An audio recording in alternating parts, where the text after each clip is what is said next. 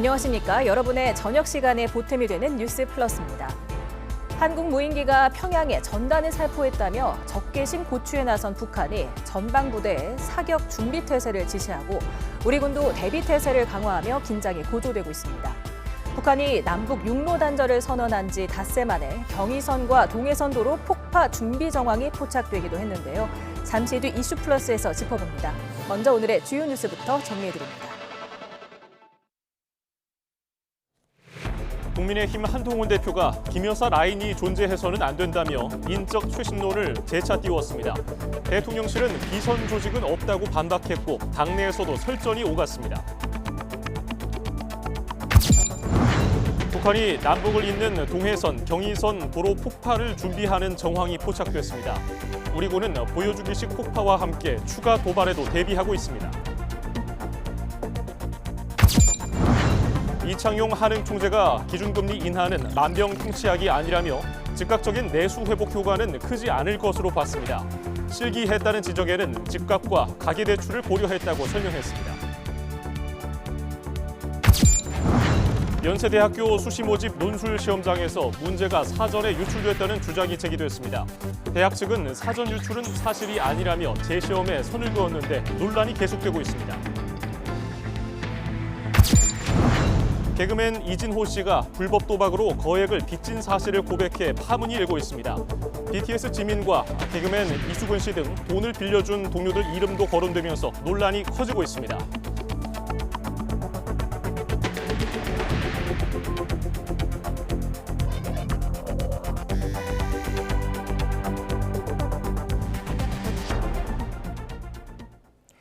대통령실 인적 쇄신의 필요성을 언급했던 국민의힘 한동훈 대표가 김건희 여사는 공적 지위가 없기 때문에 김 여사 라인이 존재해서는 안 된다고 재차 강조했습니다. 이에 친윤석열계 중진인 권성동 의원은 분열의 정치는 결코 성공할 수 없다며 오히려 한 대표 측의 인적 쇄신이 필요한 것 같다고 맞받았습니다. 김다연 기자입니다.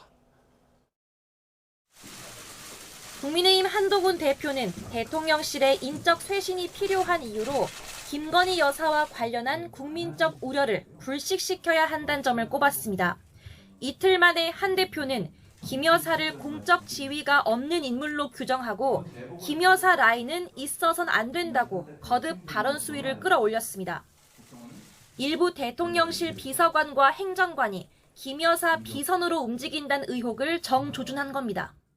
공적 지위가 있는 사람이 아니잖아요. 그런 라인은 존재하면 안 됩니다. 친한동훈계 의원들도 인사조처로 의혹을 털든지 없으면 없다고 확실히 말해달라고 대통령실을 향한 압박에 가세했습니다. 이분들이 정확히 뭘 하고 있는지에 대한 명확한 설명을 하든지 여사 라인은 없다 이렇게 정리를 해주든지. 친윤석열계를 중심으로 한 대표가 재보궐선거를 코앞에 두고 대통령실, 특히 김 여사 리스크를 전면에 내세운 건 선거 책임론에 대비하기 위해서란 분석도 나옵니다. 한 대표 취임 이후 첫 선거인데다 야권 단일화로 예상치 못하게 접전 구도가 된 부산 금정구청장 보궐선거에서 패할 경우 정치적 부담이 적지 않기 때문입니다. 권성동 의원은 YTN과 통화에서 정부 여당의 저조한 지지율을 모두 대통령 탓이라고 밀어붙이는 건 참된 지도자의 모습이 아니라고 꼬집었습니다. 이에 한 대표는 박근혜 정권 때 탄핵 정치는 권 의원이 하지 않았느냐고 역공했고 권 의원이 다시 인적 쇄신은 대표실이 필요할 것 같다고 맞받으며 설전이 오가기도 했습니다. 지지율 회복이라는 과제를 떠안은 여당은 일단 김 여사 논란을 잠재우는 게 우선이라는 공감대는 있습니다. 하지만 대통령실에 선을 그을지 함께 머리를 맞대 풀지 등 해결 방식을 두고 개파 간 갈등이 갈수록 첨예해지는 분위기입니다. YTN 김다연입니다.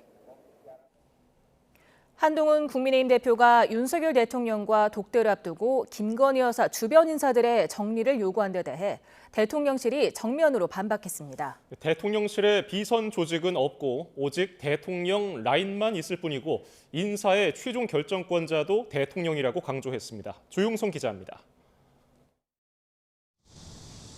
대통령실이 이른바 김건희 여사 라인이 비선 역할을 한다는 주장에 정면으로 반박했습니다. 독대를 앞두고 한동훈 국민의힘 대표가 잇따라 김 여사 측 인사들에 대해 인적 쇄신이 필요하다고 주장하자 그동안 침묵을 지켜오던 대통령실이 첫 반응을 내놓은 겁니다. 대통령실 고위 관계자는 기자들과 만나 대통령실의 공적 업무 외에 비선으로 운영하는 조직은 없다고 강조했습니다.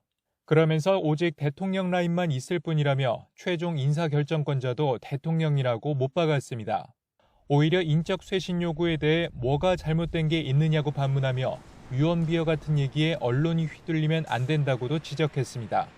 김건희 여사의 측근으로 지목된 인사들은 사적 인연으로 대통령실에 들어온 사람은 없다고 말했습니다. 정말 독대할 생각이 있는 거냐는 의심과 함께 한 대표가 선거에 질 경우를 대비해 책임을 전가하려는 의도가 있다는 해석도 나왔습니다. 이런 분위기 속에 윤한 독대가 물 건너가는 것 아니냐는 우려도 제기됐으나 대통령실은 예정대로 진행하겠다는 입장을 밝혔습니다. 재보궐선거 뒤 일정 조율을 거쳐 다음 주 초쯤 이른 시일 안에 자리를 마련하기로 한 것입니다. 다만 김 여사 관련된 의혹들이 주된 의제로 오를 것으로 보여 당정 간 관계 회복이라는 성과를 거둘 수 있을지는 미지수입니다. YTN 조용성입니다. 국민의힘이 국악인들의 연주를 기생집으로 표현한 더불어민주당 양문석 의원 등을 국회 윤리특위에 제소했습니다. 민주당도 일제시대 선조들의 국적은 일본이라고 주장한 김문수 고용부 장관 등의 발언을 지적했는데 국민 정서에 어긋난 국감장 발언들로 눈살을 찌푸리게 한다는 지적도 나옵니다. 이준엽 기자입니다. 가야금과 소리명인을 비롯한 국악인들이 국회 기자회견장에 모여 민주당 양문석 의원의 사죄를 외칩니다. 양 의원이 앞서 문화체육관광위원회 국정감사에서 김건희 여사가 참석한 간담회에서 가야금 연주가 이뤄진 것을 두고 기생집에 비유한 데 반발하고 나선 겁니다. 김대중 대통령님과 김정숙 여사님도 저희 공연을 보셨으니까 그 자리를 기생들이 노는 자리로 인식하셨을까요? 여당은 양 의원과 함께 앞서 법사위 국감에서 검사 아랫도리를 비호하는 것이 한심하다고 발언한 장경태 의원, 고인모독 논란인 김영배 의원을 윤리위원회에 제소했습니다. 국회의원으로는 생각할 수 없는 저급한 발언으로 의원 스스로 국회 품격을 무너뜨렸다며 반드시 처벌이 이뤄져야 한다고 비판했습니다. 국회가 민주당 막말 3인방을 징계하여 지긋지긋한 막말 정치를 건절해서 국회의 권위를 회복하도록 하겠습니다. 김영배 의원을 이미 당 윤리심판원에 회부한 민주당에선 다른 두 의원 발언에는 별다른 입장을 내지 않고 있습니다. 민주당은 다만 여권 인사들이 망언을 하고 있다고 지적했습니다. 일제강점기 선조들의 국적은 일본이라는 주장을 끝내 굽히지 않은 김문수 고용노동부 장관, 5.18 북한 개입설을 또 제기한 김광동 진실화해위원장, 우리 국민 수준이 1940년대 영국보다 못하다고 발언한 박지양 동북아 역사재단 이사장을 겨냥했습니다. 대통령은 국민들이 용납할 수 없는 이런 망언 일삼는 인사들 즉각 파면하시기 바랍니다. 그리고 공식 사과하십시오. 우리 민주당은 역사 부정 세력이 다시는 발을 붙일 수 없도록 관련 법안들을 신속하게 정비하겠습니다. 특히 윤석열 정권의 국가 정체성을 훼손하는 친일 뉴라이트 바이러스가 침투했다며 반국가, 반국민적 언행을 하면 공직에 앉을 수 없도록 입법까지 추진하겠다고 밝혔습니다. 일본 국적이었지. 일본 국민은 통상은 내진을 말하고 우리는 조선족 일본 국적을 부여한 겁니다. 조선족이고요. 끊이지 않는 막말 논란은 국감마저 정쟁에 갇힌 여야 대치 전국의 부작용이라는 평가가 나옵니다. 특히 정책 중심 감사의 날카로움은 발언 수위와는 무관하다는 점을 되새겨야 한다는 지적도 제기됩니다. YTN 이준엽입니다. 경찰이 문재인 전 대통령의 딸 다혜 씨의 음주운전 차량에 사고를 당한 택시기사를 불러 조사했지만 진단서는 내지 않은 것으로 확인됐습니다. 경찰청 관계자는 지난 9일 택시기사를 불러 조사했지만 아직 진단서는 제출하지 않았다고 전했습니다. 진단서가 제출되면 음주운전으로 사람을 다치게 한 사건이기 때문에 교통사고 처리 특례법 위반은 당연히 적용된다면서도 위험운전 치상 혐의 추가 적용 여부는 여러 사안을 종합적으로 판단해야 한다고 덧붙였습니다. 조지호 경찰청장이 문다희 씨에 대한 조사는 관할서인 용산경찰서에서 하는 게 원칙이라는 입장을 거듭 밝혔습니다. 조 청장은 문 씨의 신변이 위협받을 때 조치할 수 있다는 국정감사 발언이 조사 장소를 바꿀 수 있다는 의미로 해석돼 논란이 된 데 대해 필요시 안전 조치를 하겠다는 의미였다며 이같이 설명했습니다. 연세대 수시 모집 논술 시험장에서 시험 문제가 사전 유출됐다는 논란에 대해 학교 측은 사실이 아니라고 선을 그었습니다. 온라인 커뮤니티에 올라온 문제지 사진은 시험 종료 이후 불법 촬영된 거라며 시험 과정에 공정성 훼손은 없었다는 입장인데요. 취재기자 연결합니다. 윤웅성 기자, 연세대 입장 자세히 전해주시죠. 네, 연세대학교는 어젯밤 공지사항 등을 통해 그제 논술 시험 전형에서 문제가 사전 유출됐다는 주장은 사실이 아니라고 밝혔습니다.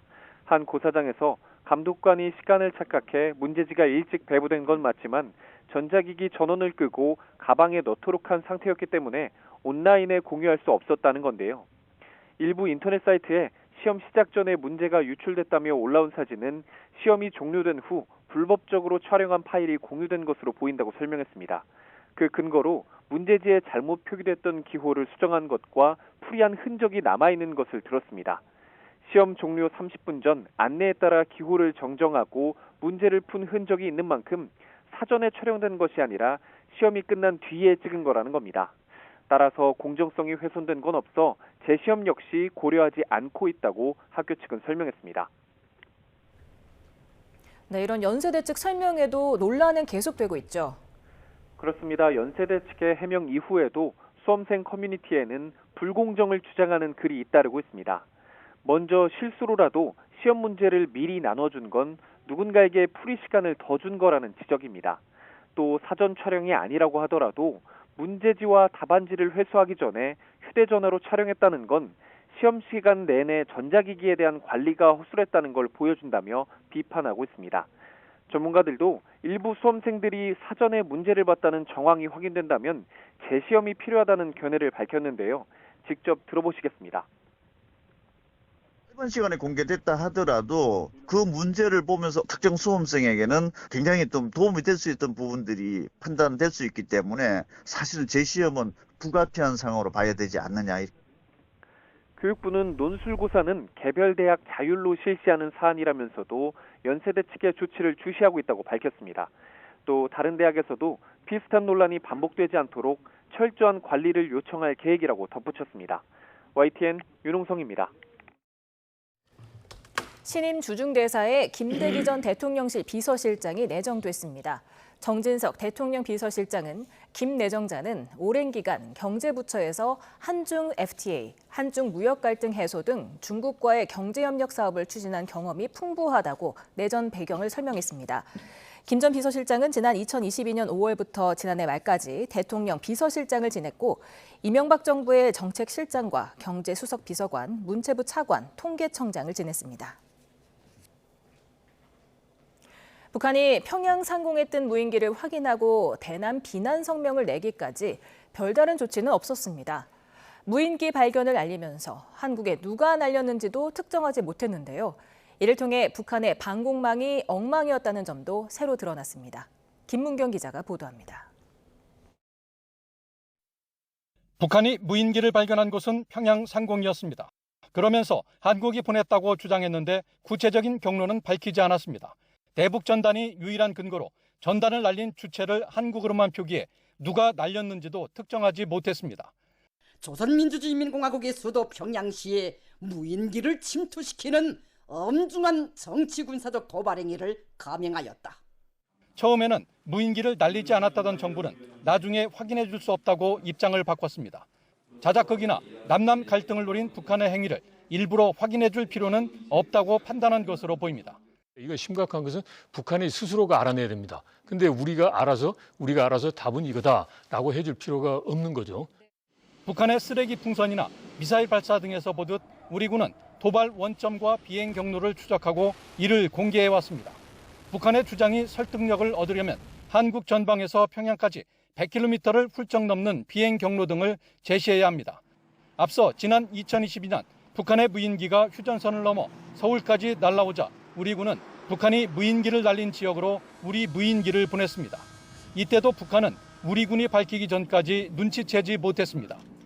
유무인 정찰 자산을 군사분계선 근접 지역과 이북 지역으로 투입하여 적 주요 군사시설을 촬영하는 등 정찰 및 작전 활동을 실시하였다. 북한이 치명적 약점이 될 수도 있는 허술한 방공망을 대내외에 알리면서까지 평양에 무인기가 출몰했다고 대대적으로 공개한 배경에 더 관심이 쏠리고 있습니다. YTN 김문경입니다. 북한이 남북을 잇는 동해선, 경의선 일대 도로를 폭파하려는 정황이 우리 군 감시망에 포착됐습니다. 군 당국은 북한의 혹시 모를 도발 가능성에도 대비해 경계와 화력 대기 태세를 격상했습니다. 김대겸 기자입니다. 지난주 남북 완전 단절을 공표했던 북한이 닷새 만에 이를 실행에 옮겼습니다. 북한군이 남북을 잇는 도로인 동해선 경의선 일대에서 가림막을 설치한 채 폭발을 준비하고 있는 정황이 우리 군 감시망에 포착된 겁니다. 군 당국은 북한이 보여주기식 폭파 작업과 함께 추가 도발도 준비하는 것으로 보고 있습니다.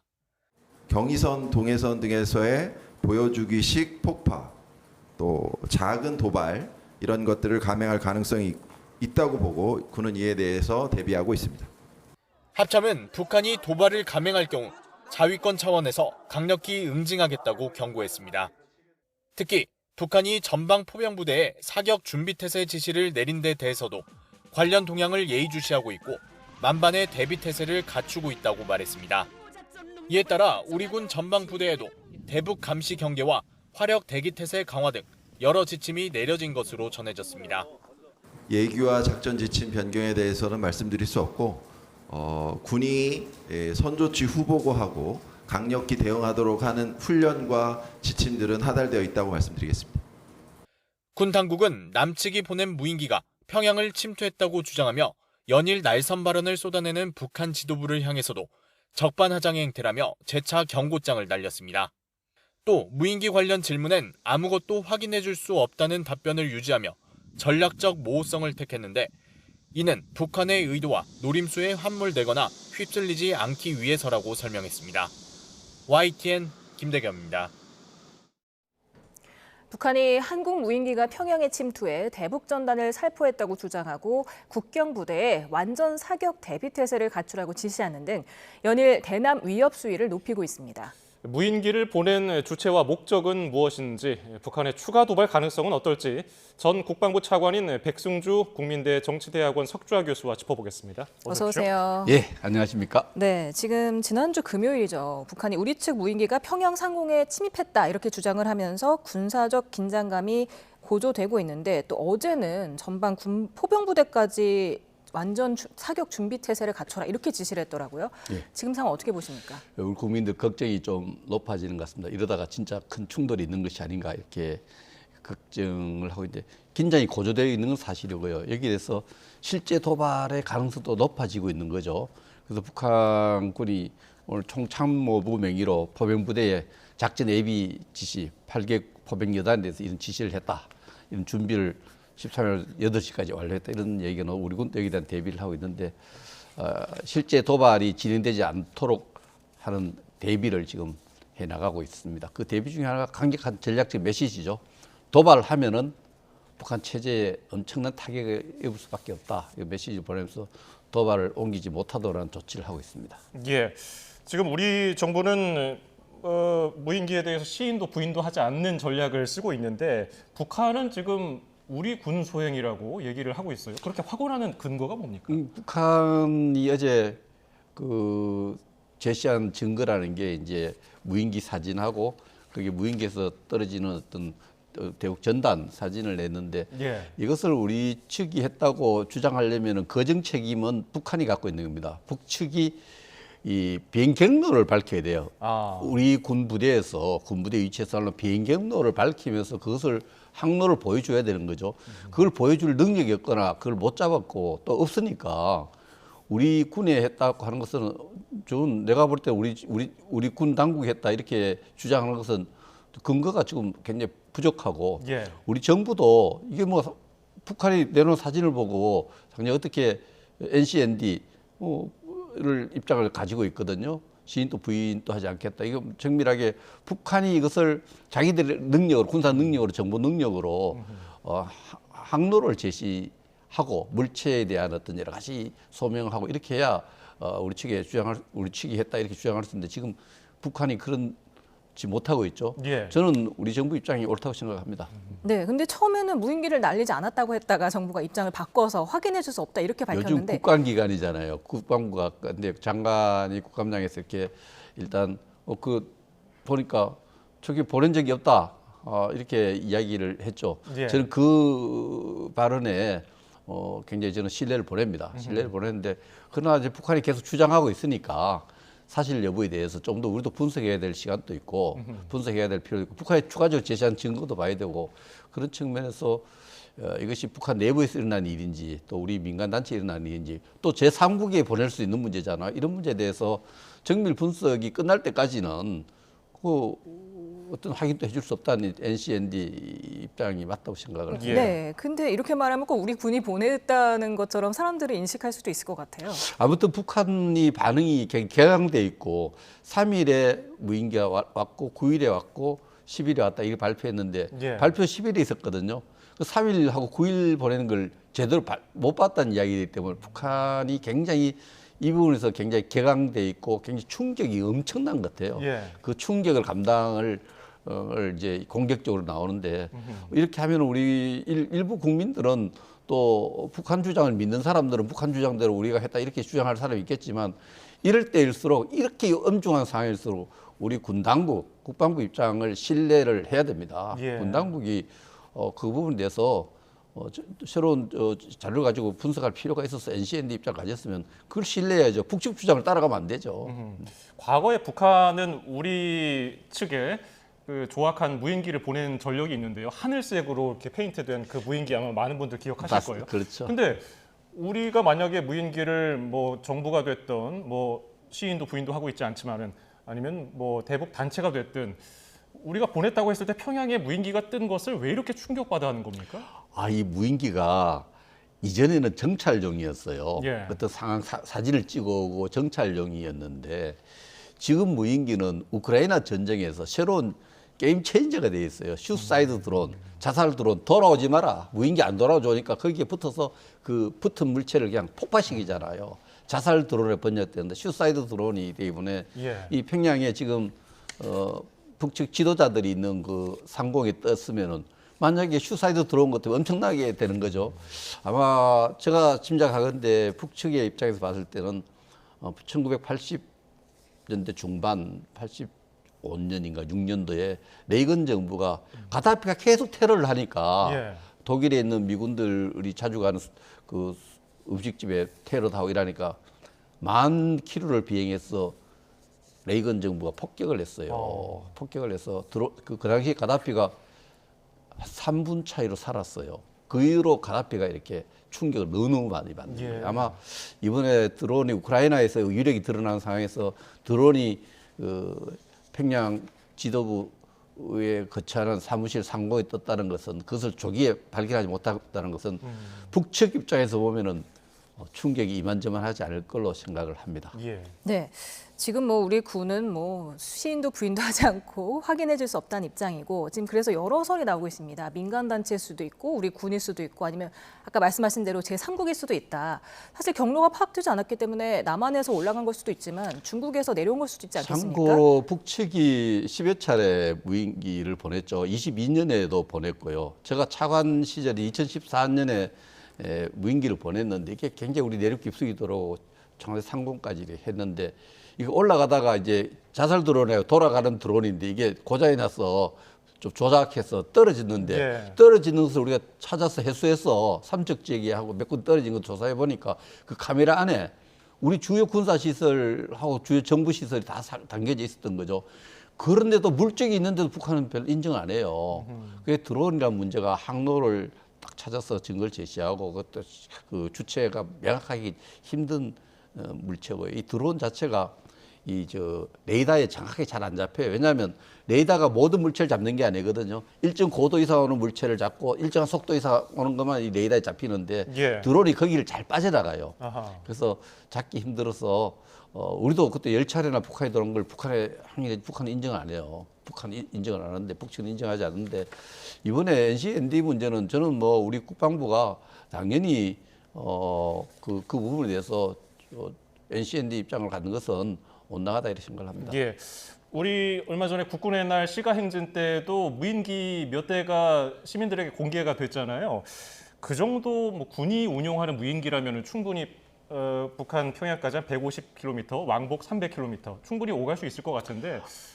제가 저거를 알지 밝히질 못하겠는데 예. 충분히 우리도 드론 북한이 사실 이 드론이라는 게 미국의 한 국방부 장관이 다음에 유인 어떤 전투기가 필요 없다. 앞으로 드론 시대가 열린다 했는데 너무 생각보다 빨리 왔어요. 지금 우크라이나 전쟁의 게임 체인저가 지금 드론이 되고 있거든요. 예. 그래서 우리도 이런 미래 전략 또 변화에 따라서 드론에 대해서 상당한 기술을 축적. 우리 전자산업 강국이잖아요. IT 예. 강국이잖아요. 그래서 드론에도 상당한 기술을 축적하고 있고 또 여러 가지 미래 전장에 대비해 왔다. 그러나 그 정확한 재원은 제가 밝힐 수는 없습니다. 네, 지금 그 정도 거리 갈 수 있습니다. 네. 뭐 가능성이 낮아 보긴 합니다만 북한 내부 자작극일 수도 있다. 혹은 북한 내부에서 체제 불만을 가진 세력들이 소행일 수도 있다. 이런 얘기도 나오긴 한데 교수님 보시기에는 누가 보냈을 가능성이 제일 높다고 보십니까? 저는 그 부분에 대해서는 누가 보냈을까 가능성에서 에 대해서는 정부가 잘 모르는데 이 수많은 정보망을 갖고 있는 정부도 NCND인데 제가 어떻게 그걸 추측을 할 수 있겠습니까? 그러나 내부적으로 보면은 여러 가지 북한 내부에서 또 외부에서 드론을 띄울 수 있는 또 제3국에서 도착할 수 있다고 생각합니다. 예. 그러나 전단 문제가 있기 때문에 이 전단에 대해서 굉장히 예민하죠. 북측이 예민하기 때문에 전단을 살포한 것이 하나의 그 주체하고도 연관돼서 북측은 해석하고 있는 것 같고 그렇게 우리 국민들도 해석하는 분들이 좀 않겠나 생각합니다.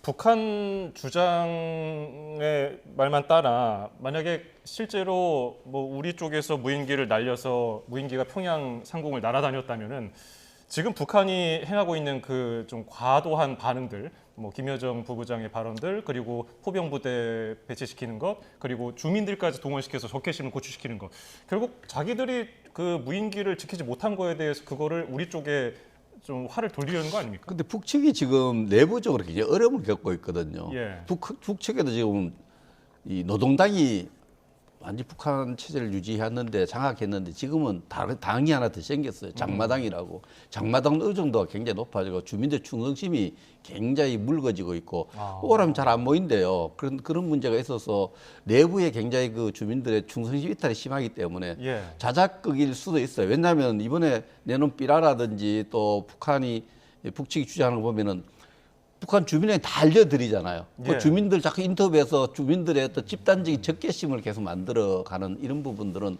새로운 도발 명분을 찾는 것도 있지만 북한 주민들을 결속시키기 위한 것으로 해석되는데 우리 통일부 차관은 나와서 발표한 거 보니까 전적으로 북측이 내부 정치용, 국내 정치용 결속을 위해서 했다. 그 이야기는 내부의 자작극일 수 있는 그러한 가능성을 이제 염두에 두고 있는데 지금의 사후 조치를 보면 우리한테도 굉장히 참혹한 결과를 보게 될 거다 이렇게 협박을 하지만 내부적으로 계속 내부의 정치 에너지를 자꾸 노동당의 적개심과 증오심을 만들어서 체제를 결속시키는 작업을 하고 있거든요. 예. 오히려 이것이 북측 주민에 알려질 때는 불리한데도 불구하고 체제 결속을 위한 작업을 한다는 것은 내부의 어떤 여러 가지 정치적 목적을 갖고 진행된 작업일 수 있다 이런 추측도 가능합니다. 네, 말씀하신 대로 참혹한 결과, 그러니까 김여정이 다시 한국에 무인기가 나타난다면 끔찍한 참변이 일어날 것이다. 이렇게 경고를 했거든요. 어떤 일들이 벌어날 수 있습니까? 우리 안보실장은 오히려 그렇게 만약에 그걸 믿고 도발을 한다면은 북측 체제의 참변이 일어날 거라고 이렇게 전략적 메시지를 내놓고 있죠. 이건 도발하면 안 된다. 도발하지 말라는 건데. 예.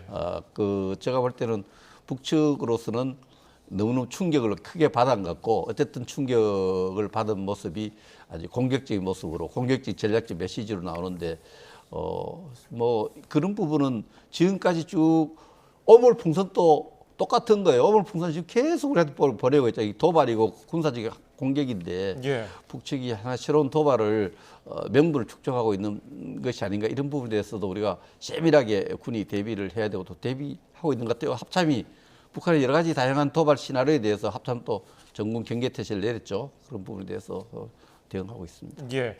지금 북한 대북 전단 내용도 어느 정도는 공개가 된 것 같아요. 그 북한이 주장하는 대로라면요. 근데 이 내용이 지금 방금 전에 교수님 말씀하시기로 북한 주민들 충성도가 예전만 못하다고 해주셨는데 그렇습니다. 이런 전단이 뿌려졌을 때 주민들이 어떤 반응을 보이겠습니까? 전단이 엉터리 같으면은 예. 전단 내용이 보고 주민들이 아무 반응이 없으면 전단을 겁낼 거 없잖아요. 전단을 보고 북측 군인들이 넘어오잖아요. 주민들이 넘어오잖아요. 예. 사상적 동료가 있다는 게 넘어올 기회가 있고 못 넘어오게 지뢰밭을 만들고 있잖아요. 북한 주민들도 평양의 주민들도 이번에 그 전단 내용을 보면 결국은 북한 지도자 가족들, 김정은, 또 김주혜 이런 가족들의 부도덕한 소비 생활. 예. 주민들은 배고파 죽는데 굶어 죽는 사람 나오는데 굶어 죽는데 북한 지도자의 부도덕한 부분들이 삐라에 담겨 있는 것 같고 또 북한 경제에 참혹한 상황들 이런 부분을 알림으로써 아마 북측도 걱정할 거. 이거 주민들 계속 알리는데 예. 적개심과 증오심이 생기면서도 한편으로는 이때까지 이런 이 평양 주민들, 평양 시민들이 잘 몰랐던 진실이 완전히 그 북한의 매체를 통해 알려지니까 북측으로서도 진퇴양난 참 어려운 상황에 있다고 봅니다. 전단 내용이 예전과는 좀 달라진 것 같아요. 지금 보니까 연소득으로 구매 가능한 식량 비교해서 한국과 북한 주민이 연소득으로 구매할 수 있는 쌀, 옥수수 양을 비교하는 그런 표도 같이 보낸 것 그렇죠. 같더라고요. 근데 그런 부분들은 우리가 인터넷이나 어디 보면은 쉽게 접근할 수 있어요. 북한이 지금 식량난을 겪고 굶어 죽는 쌀이 나오는데 5, 6억 달러 정도면은 국제 곡물 시장에서 식량을 사서 충분히 주민들 배불리 먹게 살 수도 있거든요. 예. 그걸 핵실험하고 이번에 풍선 만들어서 보내는데 풍선 만드는 비용을 어제 통계해 보니까 하나 만드는데 한 10만 원 정도 한다 그래요. 북한 돈으로. 그래서 그것도 전부 그 삐라 만든 노동력하고 하면은 그 식량난 해결에 도움될 텐데 예. 엉뚱한 듯이 쓰고 있다. 이런 부분을 주민들 좀 알아라. 이런 내용이 들어서 제가 그 전단 내용을 보면은 우리 북측 내부보다도 외부에서 좀 북한의 새로운 사조를 유입하려는 메시지가 담겨 있다 이렇게 볼 수 있습니다. 예. 이런 가운데 동해선과 경의선 도로 폭파 작업을 준비하는 정황도 포착됐거든요. 이건 어떤 의도입니까? 북측의 그 김정은이 정말 우리 국민들이 하도 뉴스가 많은 건데 7일 날 김정은 국방종합대학교를 가서 대한민국을 공격하지 않겠다. 우리를 건드리지 않으면 이렇게 대한민국에 대한 공격을 하지 않겠다고 선언을 한 지 3일째 일이 터지거든요. 예. 근데 그 주장 중에 뒷부분에 보면 어떤 주장이냐 하면은 앞에 선대 자기 김정일, 김일성이 했던 남녘 해방이라든지 뭐 남조선 해방 이런 말로서 통일하겠다는 의지가 있었는데 우리는 그걸 포기하겠다. 두 개의 국가론, 적대적 두 개의 국가론 속에 있다. 그 두 개의 국가론을 기정사실하게 해서 그 남북을 연결하는 철로와 육로를 다 차단하는 공사, 예. 북측의 진지를 요시하는 공사를 진행하고 있잖아요. 예. 그건 이미 선언했기 때문에 북한의 일선 야전군에서 김정은 지시사항을 이행하기 위해서 지금 철로와 도로를 파괴하기 위해서 가림막을 해놓고 예. 철로와 도로를 파괴하는 지금 작업을 진행하고 있는 것이 우리 정보기관의 감시에 잡혔죠. 그겁니다. 김정은의 두 개의 국가론, 적대적 두 개의 국가론, 통일 포기론을 뒷받침하는 군사 작업을 하고 있다 이렇게 볼 수 있습니다. 네, 혹시 뭐 탈북민들을 좀 막기 위해서 이렇게 요새화하는 이유도 있을까요? 탈북민이 이렇게 우리 남쪽으로 넘어가는 것을 막는 것보다 마음을 막는 거죠. 이제 남쪽에 대한 기대를 하지 마라. 남쪽과의 통일을 기대하지 마라. 잘 사는 남쪽하고 어떻게 해서 우리가 어떻게 잘 지내면 우리가 잘 살 수 있다 이런 믿음을 갖지 말아라. 그 통일 포기론, 두 개의 국가론 이것을 기정사실화해서 우리 두 개의 국가다, 다른 국가다. 이런 쉽게 말해서 김정은의 분단 독트린이에요. 예. 김정은의 분단 독트린을 주민들을 알게 하는 작업을 지금 그냥 그렇게 하니까 잘 안 먹히더니까 철로 도로 파괴하는 모습도 보여주고 뉴스도 보여주고 요시하는 모습도 보여주면서 김정은의 그 분단 독트린, 두 개 국가 독트린을 북한 주민을 알게 하고 또 우리한테도 우리 대한민국 국민에게 일부 통일 포기하자는 사람들 나왔잖아요. 이분들과 또 외국 제3국에 대해서도 이렇게 하니까 이 두 개의 분단론에 대해서 미국이 반응을 내놨어요. 예. 대단히 잘못된 생각이라고 내놨죠. 네.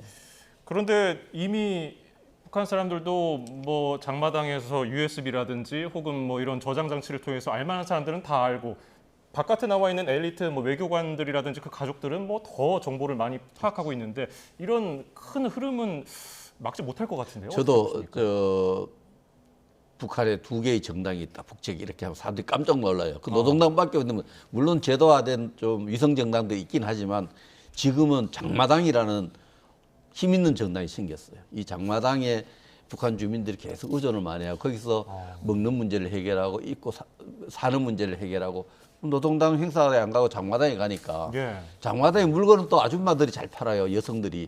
여성들 지위가 올라가고 북한 사회에 큰 변화가 일어나는데 노동당의 지위가 흔들리고 장마당에 대한 의존도가 높아지고 있는 이런 현상에 대해서 이렇게 현상을 만든 이유 중에 하나가 우리 대한민국에 대한 동경심, 대한민국에 대한 부러움 이런 마음의 흐름이 있거든요. 이 마음의 흐름을 차단하겠다는 거죠. 합참이 그 북한이 무인기 침투를 주장한 뒤에 쓰레기 풍선을 날렸다고 밝혔습니다. 아까 말씀하신 대로 한 개를 띄우는데 한 10만 원 정도가 들어가는 것으로 보이기 때문에 지금까지 6,200여 개를 날려서 6억 2천만 원을 쓴 것으로 보인다고 김명수 합참 의장이 밝혔습니다. 이 정도 돈이면은 평양에 들어가 있는 그 수해 난민, 자강도 수해 난민 13,000명이 6개월에서 7개월 동안 먹을 수 있는 돈이다. 이렇게 밝혔거든요. 그럼에도 불구하고 계속해서 쓰레기 풍선을 날리는 이유가 뭘까요? 그건 좀 심각하게 봐야 되는데요. 우리가 그 탈북단체랑 우리 인권단체가 헌법의 정신 하에서 북측에 전단을 뿌린 건 어제 오늘의 일이 아니에요.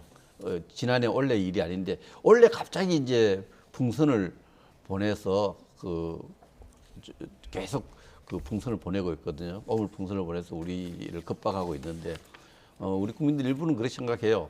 오물 풍선이 오물이 아니고 화학물질이라든지 살상무기를 넣었을 때 우리 감당해야 될 피해 같은 생각하면 잠이 안 오는 거죠.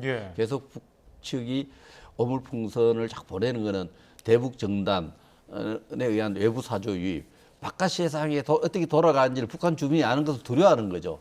북한 주민이 동료가 있다는 거예요. 그 동료를 굉장히 두려워하고 있는 모습을 드러내고 있다. 그래서 어쨌든 우리의 어떤 대북 전단 살포를 막고 대북 학생회 방송을 막으려고 하는 어떤 북한의 어떤 치졸하고 저열하고 비열한 도발입니다. 북한이 도발하는 거예요. 지금 오물 풍선 계속 보내는 것입니다. 지금 점점점 수위를 높여가고 있고 미국 대선도 얼마 안 남았습니다. 핵실험 도발 같은 더 큰 수위의 도발을 할 가능성은 어느 정도? 핵실험은 이제는 그렇게 의미가 없어요. 핵을 6차례 실험하면 이미 디바이스라고 하는데 핵 병기는 이미 완성되었다고 국제사회가 평가를 하고 있고요. 그러나 NPT 국제 핵 보유국을 인정하지 못하지만 핵 병기가 완성되기 때문에 핵실험은 6번 정도 하면 7번 하나, 8번 하나, 9번 하나 큰 의미가 없는데 이게 뭐냐면 트럼프하고 약속했던 부분이 있어요. 그래서 핵실험을 하면은 미국과의 어떤 약속, 트럼프의 약속을 깨는 모습이 되는 거죠. 북미 관계에 미국은 계속 미국하고 지금도 접촉하고 미국과 잘 지내려고 하는데 이 핵실험을 하면은 트럼프와 또 특히 미국 행정부와 북한의 어떤 신뢰관계에 완전히 붕괴되는 모습을 보여주는데 핵실험 자체가 군사적 의미는 그렇게 없습니다. 우리가 너무 긴장하고 예민하게 7차 핵실험, 8차 핵실험에 예민할 필요 없어요. 6차례 핵실험 했으면요. 핵무기 디바이스를 만드는데 충분한 빈도예요. 네, 지금까지 긴장이 고조되고 있는 한반도 상황을 백승주 국민대 정치대학원 석좌 교수와 짚어봤습니다. 오늘 말씀 감사합니다. 고맙습니다. 예, 감사합니다.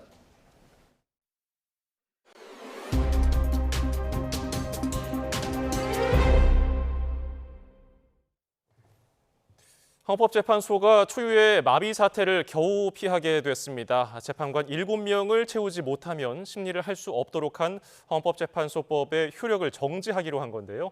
자세한 내용 취재기자 연결해 알아보겠습니다. 김태원 기자. 네, 헌재가 조금 전 헌법재판소법 23조 1항의 효력을 정지해달라며 이진숙 방송통신위원장 측이 제기한 가처분 신청을 받아들였습니다. 헌재는 효력 정지를 통해 회복하기 어려운 손해를 예방할 필요가 있다며 본안 판결 전까지 해당 조항의 효력을 정지한다고 밝혔습니다. 헌재는 탄핵소추가 의결된 이 위원장은 현재 직무가 정지된 상태인데 이 조항 때문에 사건을 심리할 수조차 없게 된다면 신속한 재판을 받을 권리에 대한 과도한 제한이라고 봤습니다. 해당 조항으로 회복하기 어려운 중대한 손해를 입을 위험이 있고 3명의 재판관 퇴임이 임박한 만큼 손해를 방지할 긴급한 필요도 인정된다고 본 건데요. 헌법재판소법 23조 1항은 재판관 총원 9명 가운데 최소 7명이 있어야 사건을 심리할 수 있도록 규정하고 있습니다. 이에 따라 이종석 헌재소장과 이영진, 김기영 재판관이 퇴임하는 오는 17일 이후 후임자가 취임하지 못하면 헌재의 기능이 사실상 마비될 것으로 전망됐습니다. 탄핵소추로 지난 8월부터 직무가 정지된 이 위원장은 이 조항으로 인해 자신의 탄핵 심판이 열리지 못하고 무기한 직무정지에 놓이는 것은 부당하다며 헌법소원을 내고 가처분도 신청했습니다. 헌재 결정 직후 이 위원장 측은 입장을 내고 헌법수호의 최후보로인 헌법재판소의 기능이 마비되는 최악의 상황을 피하게 되어 다행이라고 밝혔습니다. 헌정 질서를 지켜낸 재판관들의 깊은 감사를 표한다며 민주주의는 법에 의한 지배라는 가장 기본적인 메시지를 이번 인용을 통해 엄숙하게 깨닫게 된다고 덧붙였습니다. 지금까지 헌법재판소에서 YTN 김태환입니다. 개그맨 이진호가 불법 도박을 고백해 파문이 일고 있습니다. 특히 도박 빚을 갚는 과정에 다른 연예인들의 이름도 거론돼서 논란이 확산하는 분위기입니다. 이진호는 넷플릭스 새 예능 프로그램 출연자로 제작 발표회 무대에 설 예정이었지만 불참했습니다. 이광현 기자입니다. 넷플릭스 새 예능 프로그램 코미디 리벤지 제작 발표회장. 애초 참석자 명단에 있던 개그맨 이진호가 갑자기 빠졌습니다. 제작진은 다른 프로그램 촬영 때문이라고 해명했지만 불참 이유는 따로 있었습니다. 이 씨가 코미디 리벤지 공개를 하루 앞두고 과거 불법 도박 사실을 고백했기 때문입니다. 지난 2020년 인터넷 불법 도박을 시작했고 감당하기 힘든 빚까지 떠안게 됐다고 SNS에 털어놨습니다. 당시 많은 사람에게 금전적인 도움을 받았지만 매월 꾸준히 돈을 갚아 나가고 있다고 설명했습니다. 코미디 대표 주자들을 앞세워 야심차게 코미디 부흥을 기획했던 제작진은 제작 발표 직전 소식을 듣고 당황했습니다. 이게 저희가 좀 더 파악할 시간이 있었으면 좋았을 텐데요. 지금 제가 진짜 들어오기 직전에 바로 그거를 들었습니다. 그래서 아직 그 글도 제대로 읽지 못한 상태여서 좀 파악 중인 상황이고. 함께 출연한 선배 개그맨 이경규는 개인사임을 강조하며 프로그램 순항 의지를 확인했습니다. 한 명의 어떤 개인적인 그 사생활을 통해서 저희 프로그램이 흔들리지는 않습니다. 그래서 뭐 저도 그 소식은 조금 전에 들었는데 크게 뭐 개의치 않고 저희 프로그램은 그냥 순항할 예정입니다. 돈을 빌려준 동료들 이름도 거론되면서 이진호의 도박 고백 파문은 연예계 전체로 번지는 분위기입니다. 지난 2022년 BTS 지민은 차용증을 쓰고 1억 원을 빌려줬지만 받지 못했고 개그맨 이수근과 가수 하성운도 피해를 본 것으로 알려졌습니다. 이진호는 죽을 때까지 변제하겠다며 성실하게 경찰 조사를 받겠다고 밝혔습니다. YTN 이광현입니다. 인터넷 불법 도박 사실을 고백한 개그맨 이진호가 지인에게 돈을 빌린 뒤 갚지 않은 혐의로 지난 6월에 고소된 것으로 확인됐습니다. 당시 이 씨는 돈을 갚을 능력이 없는데도 지인에게 수천만 원을 빌린 뒤에 갚지 않은 혐의로 고소됐습니다. 하지만 경찰은 지난 9월 초 당사자 간 합의로 피해자가 고소를 취하하면서 사건을 불송치한 것으로 파악됐습니다. 최태원 SK그룹 회장의 이혼 소송 과정에서 노태우 전 대통령의 비자금 의혹이 불거진 이후 이를 수사해달라는 고발 접수가 이어지고 있습니다. 5.18 기념재단도 고발장을 냈는데 검찰은 일단 공소시효 등 쟁점이 있어서 수사 가능 여부를 검토하고 있다는 입장입니다. 김다현 기자입니다. 5.18 기념재단이 노태우 전 대통령 일가의 비자금 의혹 고발 대열에 합류했습니다. 고발 대상은 노 전 대통령의 부인 김옥숙 여사와 딸 노소영 아트센터 나비 관장, 아들인 노재헌 동아시아 문화센터 원장입니다. 권력을 장악하여 부정부패한 돈을 비자금을 조성하여 그것을 가지고 허위허식하다가 그걸 비자금을 다시 세습으로 자기 자식들한테 남긴다는 것이 말이 안 된다고 생각합니다. 앞서 노 관장과 최태원 SK그룹 회장의 이혼 소송 2심 재판부는 김 여사의 메모를 근거로 노 전 대통령의 비자금으로 추정되는 300억 원이 최종현 전 SK그룹 회장 쪽으로 흘러갔다고 판단했습니다. 메모에는 지난 1995년 검찰의 60 비자금 수사 당시엔 드러나지 않은 904억 원의 자금 목록이 담겼는데 재단은 이를 근거로 노 관장 등이 부정 축적 재산의 실체를 스스로 인정했다고 주장했습니다. 또 최근 국정감사에서 김 여사가 비자금 210억 원을 차명 보관하다가 보험금으로 세탁하고 152억 원은 아들에게 기부금 형태로 불법 증여한 사실이 드러났다며 은닉 비자금이 1,200억 원대로 추정된다고도 덧붙였습니다.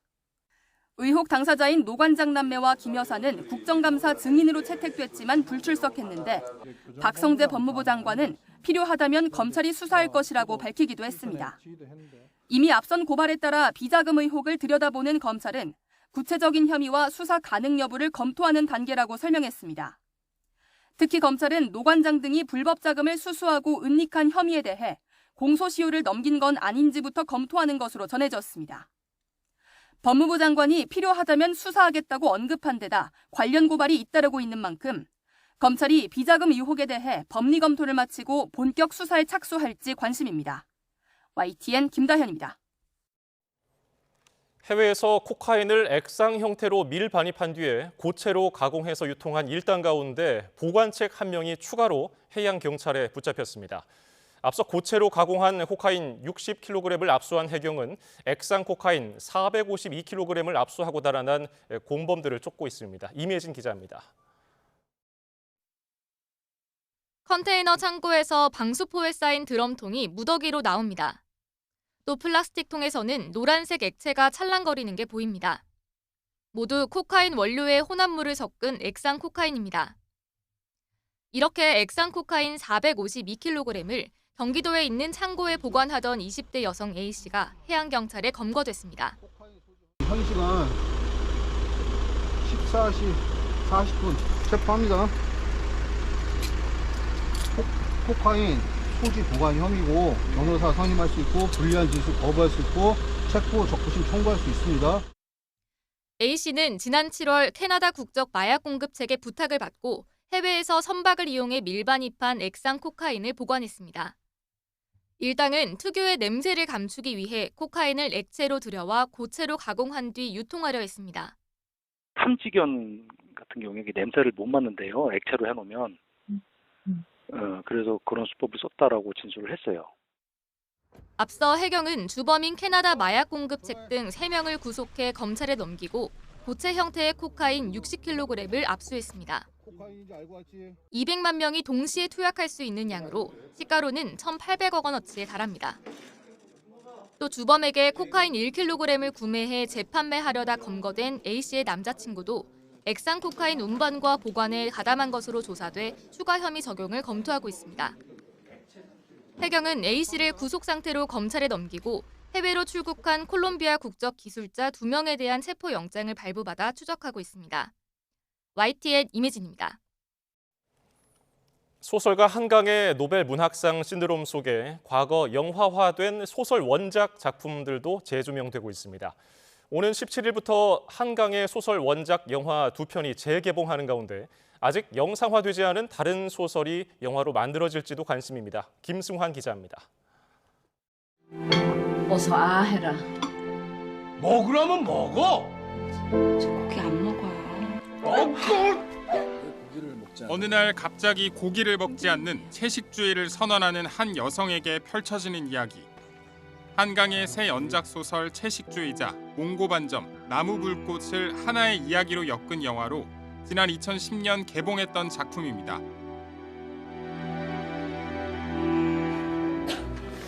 소문이 맞았네.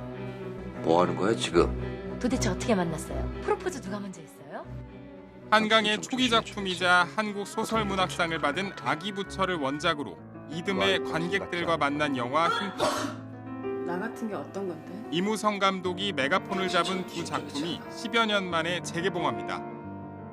굉장히 좋은 작품이 많은 분들에게 이렇게 보여지지 못해서 아쉬움이 있었거든요. 네. 그런데 정말 또 작가님 덕분에 이렇게 10년이 넘은 시간 만에 개봉하게 돼서 너무 감격스럽고 개봉 당시엔 각각 관객 수가 3,536명과 256명에 그치며 큰 관심을 끌지 못했지만 한강의 노벨 문학상을 기념해 관심이 커져 재개봉하게 된 겁니다.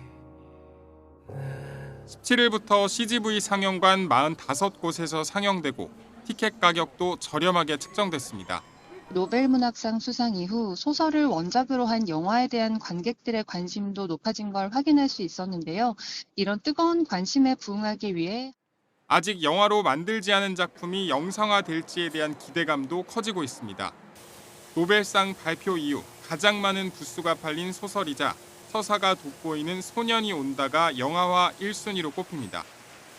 앞서 한강 작가는 인터뷰에서 사건 중심보다는 인물의 내면을 따라가는 조건으로 제안이 온다면 흔쾌히 소년이 온다의 영화화를 수락하고 싶다고 밝히기도 했습니다.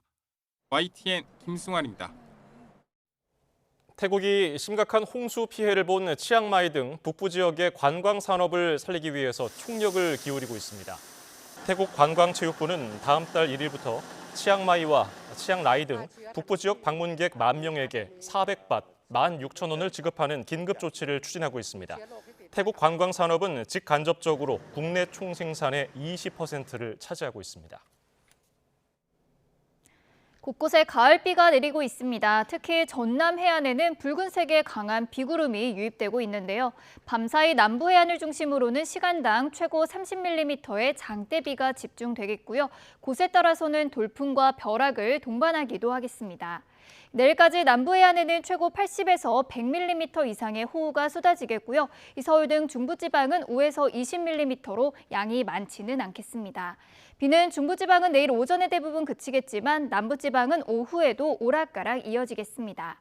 비구름이 이불 역할을 하면서 기온은 크게 떨어지지 않겠는데요. 내일 서울 아침 기온은 17도, 대전과 대구는 18도로 출발하겠고요.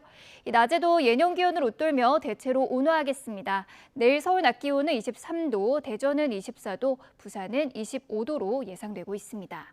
주 후반에는 전국에 추위를 부르는 가을비가 내릴 전망입니다. 지금까지 날씨 정보였습니다.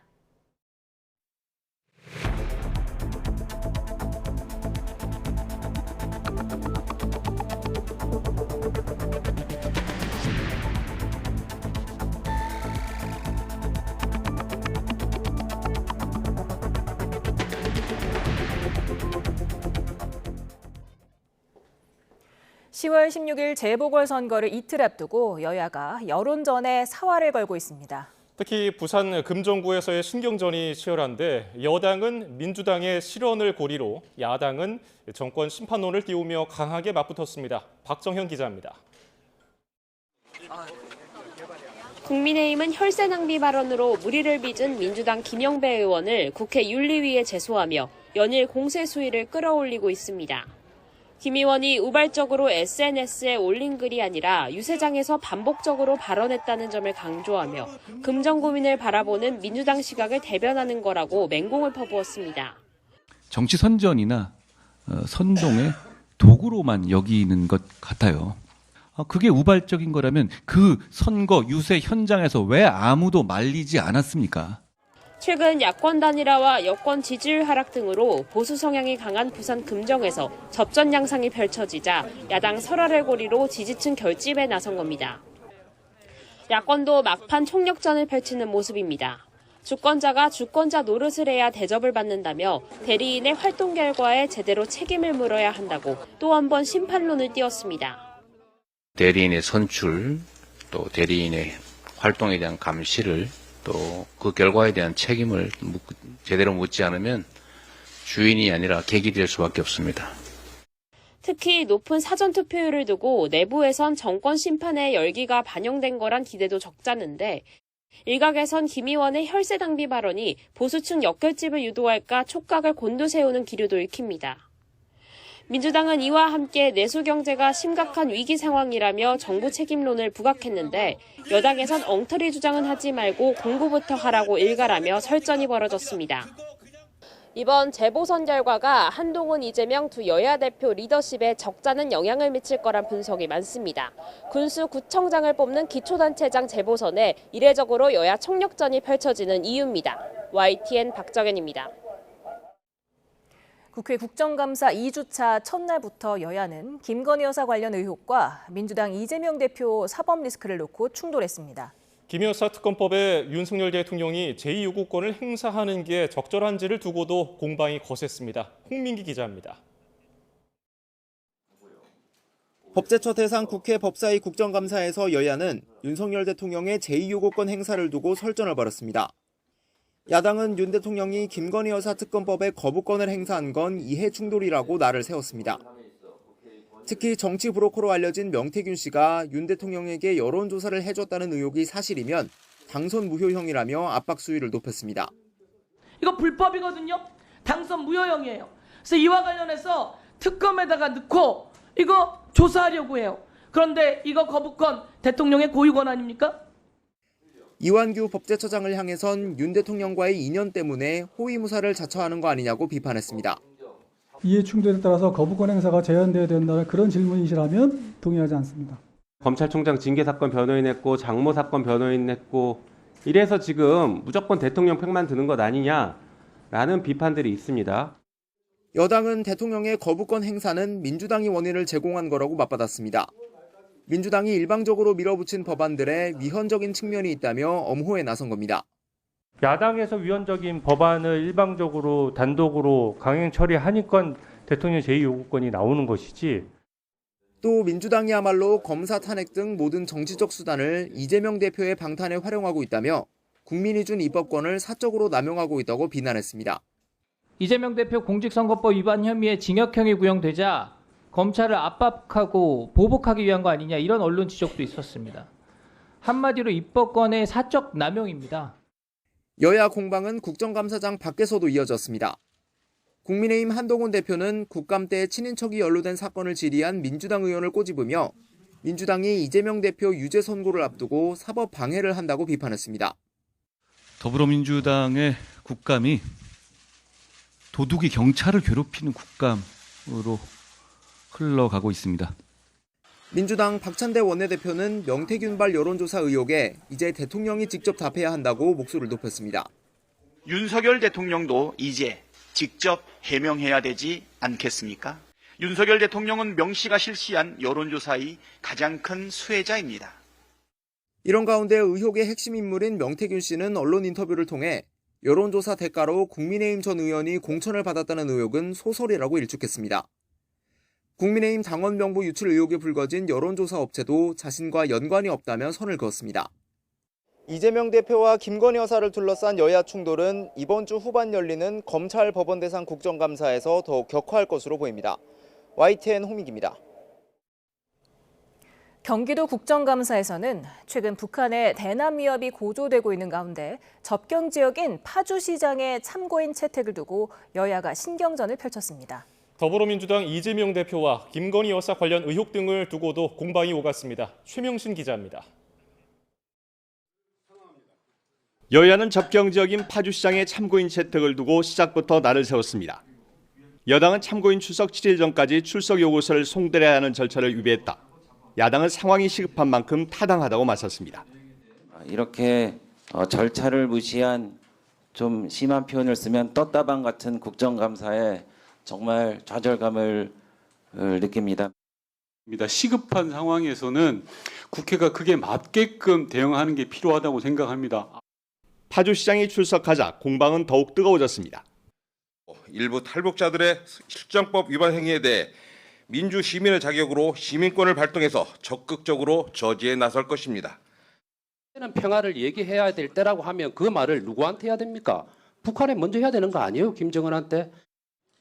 김동연 경기지사는 북한의 포병부대 완전 사격 준비 태세에 대응해 위험구역 설정을 검토하고 있다고 말했습니다. 제가 연천, 포천, 파주, 김포, 고양 전 지역에 대한 그 위험구역 설정을 검토하라고 지시를 오늘 아침에 이 국감하기 전에 하고 왔단 말씀. 여야는 경기도 현안 질의보단 상대방 흠집 내기에 골몰했습니다. 국민의힘은 이재명 대표가 경기지사 시절 추진했던 일산대교 무료화 조치 적절성과 지역화폐 운영 대행사의 불법 특혜 의혹을 집중 제기했고, 그 이재명 대표와 지역화폐 연결 고의에는 지금도 경기도 지역화폐 운영 대행사 있죠. 코나아이 알고 있죠. 민주당은 서울 양평고속도로 변경한 종점 근처에 김건희 여사 일가 토지가 있는 게 특혜라며 맞받았습니다. 요즘 인터넷에서 가장 찾기 쉬운 자료 중 하나가 양평고속도로의 종점 변경안에 김건희 여사 소유 땅을 지난다는 것으로 특혜 의혹이 있다는 점이고, 관심이 집중됐던 고향 K컬처밸리와 경기북부 특별자치도에 대해선 이렇다 할 질의조차 이루어지지 않았습니다. YTN 최명신입니다. 북한이 평양 상공을 침투했다고 주장한 무인기를 누가 날려보낸지를 두고 다양한 분석이 나오고 있습니다. 일단 정부는 북한이 무인기 사태를 빌미로 연일 대남 위협 수위를 높이는 건 내부 결집과 주민 통제 의도가 있다고 평가했습니다. 이종원 기자입니다.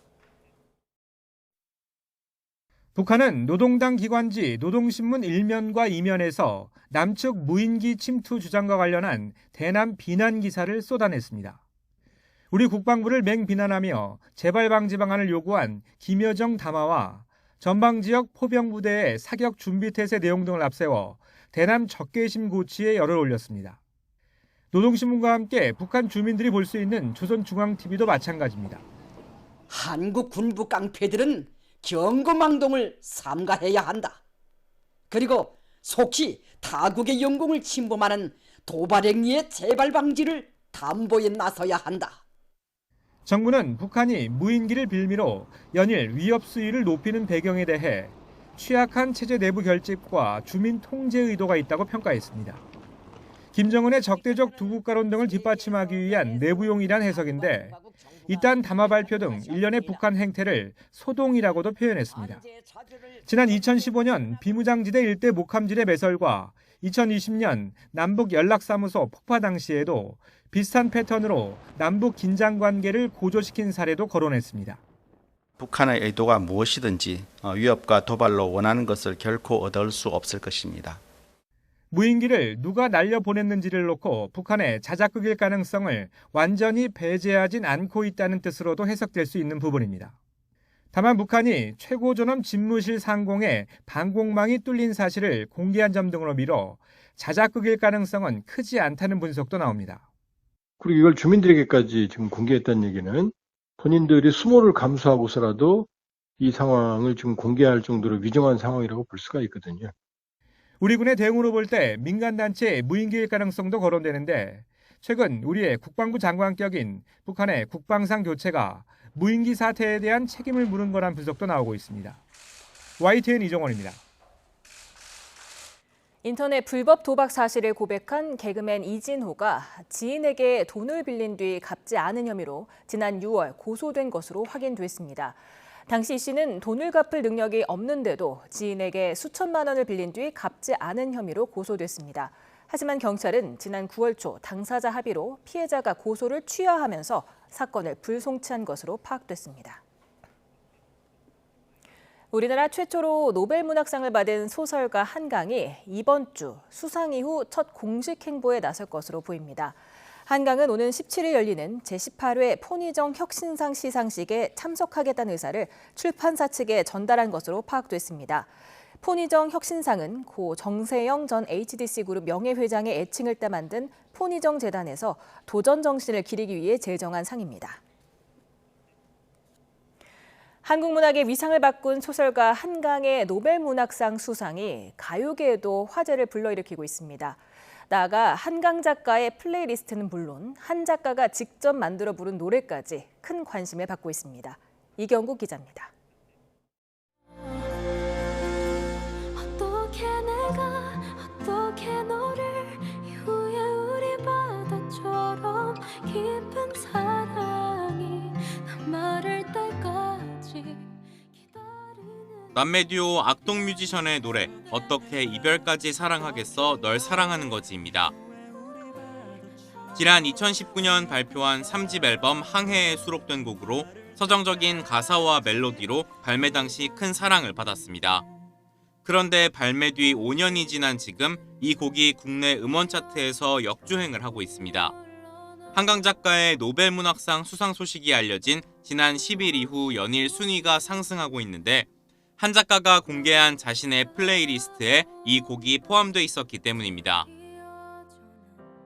이 곡은 작별하지 않는다 초고를 다 쓰고서 택시를 탔는데 이 노래가 너무나 유명한 노래라서 나오고 있었어요. 갑자기 마지막 부분에 가사가 전혀 다른 의미로 다가오면서 저도 모르게 눈물이 흘렀던 기억이 있어요. 뮤직비디오 영상에는 문학 천재와 음악 천재가 통했다, 노벨상 수상곡이 된 것을 축하한다는 등의 댓글도 잇따랐습니다. 이와 함께 김광석의 나의 노래, 오혁이 부른 등려군의 월량대표 아적심 등 한강 작가의 다른 최애곡들에 대한 관심도 이어졌습니다.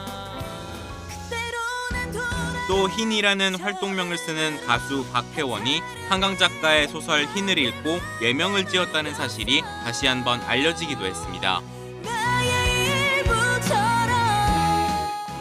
한강 작가가 작사 작곡해 가수 이지상 씨와 함께 부른 노래 12월 이야기도 유튜브에서 화제가 됐습니다.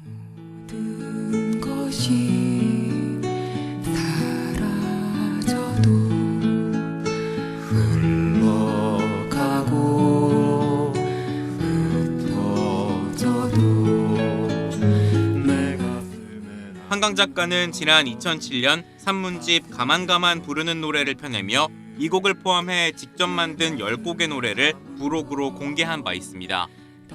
YTN 이경국입니다. 이번 주는 가을비가 자주 내리면서 날씨가 점점 쌀쌀해질 전망입니다. 호우예비특보가 내려진 남해안에는 밤사이 100mm 이상의 비가 내리겠고 이후 금요일에는 전국적으로 많은 비가 예상됩니다. 정혜연 기자의 보도입니다. 가을에는 비가 한 차례 내릴 때마다 아침 공기가 점점 차가워집니다. 이번 주는 비가 자주 내리며 계절의 시계가 깊은 가을로 젠걸음을 할 전망입니다. 기상청은 이번 주 초반 충청과 남부지방을 중심으로 비가 내리고 주 후반에는 전국에 비가 내릴 것으로 예보했습니다. 서울 아침 최저기온은 주 초반 17도 안팎에서 주 중반 13도로 내려가고 일요일에는 10도까지 떨어질 전망입니다. 올 가을 들어 가장 쌀쌀한 날씨입니다. 낮 기온은 20도 아래로 내려갈 전망입니다. 다음 주 역시 서울 아침 기온이 10도 안팎, 낮 기온이 20도 안팎을 유지해 예년과 같은 쌀쌀한 가을 날씨가 이어집니다. 다만 가을비는 예년보다 많은 양이 쏟아질 수 있어 대비가 필요합니다. 기상청은 밤사이 남해안에 최고 100mm에 이르는 많은 비가 내리고 일부 지역에는 돌풍과 함께 시간당 10에서 30mm까지 강한 비가 온다고 예보했습니다. 일부 지역에는 호우특보가 내려질 가능성도 있습니다. 중국 상하이 부근에서 다가오는 기압골의 영향으로 제주도와 남부지방을 중심으로 화요일 오후까지 비가 내리겠으며 특히 전남 해안과 경남권 해안, 경북 남부 동해안은 시간당 30mm 이상의 매우 강한 강수가 예상되니 각별히 유의하시기 바랍니다. 오는 금요일에도 서해상에서 강하게 발달한 비구름이 유입되며 전국에 강하고 많은 비가 내릴 것으로 보인다며 가을 호우에 대한 주의를 당부했습니다. YTN 정혜윤입니다.